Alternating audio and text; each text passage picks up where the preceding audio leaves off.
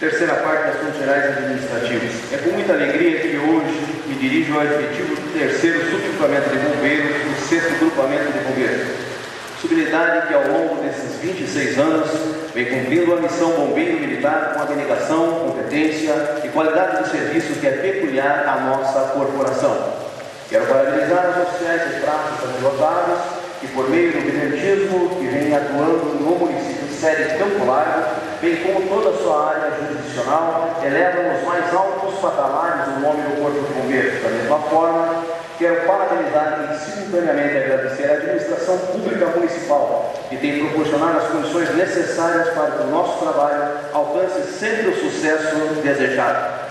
Cabe salientar que esta subunidade é formada por bombeiros que hospedam os mais elevados valores éticos e morais, instruídos e treinados nos mais alto nível técnico profissional, sabem como ninguém substituir quantidade por qualidade. Por isso, senhoras e senhores, sempre orgulhoso em comandar tão distinta tropa.